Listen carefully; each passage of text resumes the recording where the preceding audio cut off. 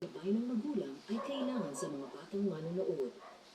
We tried our very best na ibalik ang mukha ni Miss Denise. And since nakita natin siya kinuhanan ng balat, some marks like her mole were transferred to her face also. Nagkaroon po ng allergic reaction sa gamot sa Denise, kaya medyo lumiti po yung balat. Hindi na po natin balikan dati yung mukha. And her voice also changed dahil damage po ng vocal cords dahil sa tagal niya sa ventilator.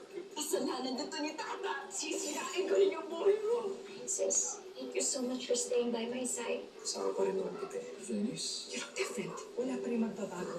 I'm sure eventually mahahanap chief ang may kasalanan ko sa'yo. Alam ko sobrang swerte ko sana. Mahal na mahal ko si Tata. Kahit hindi ko siya tunay na anak.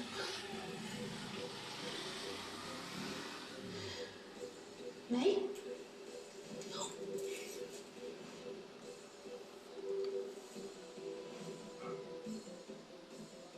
This is the first time na lalabas ang anak ko after that acid attack sa mukha niya. My daughter, Venice. This is the new me. Ako pa rin ang nag-iisang Venice.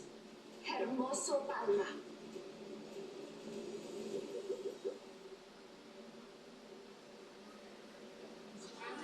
Bigyan kayo ng battery bukas, ha? Salamat. Thank you din. Ay, mga miss, ano bang pinapanood nyo dyan na tutok kayo, ha? Eto kasi si Venice, yung kamukha mo dating artista data. Nagbago itsura mula nang mabuhusan ng asido.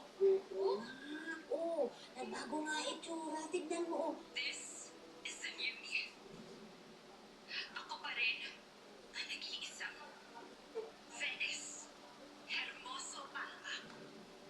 Parang mas sumama lalo ang ugali. Ay, parang mas tumanda. No? Grabe kapit nyo sa asawa, no? Malamang malalaos na kasi yan. Pero alam mo ba, nabalita noon, masama talaga ugali niya. Kaya nga, tapos nagbago ng itsura, kaya nakakapit sa asawang mayaman. Grabe.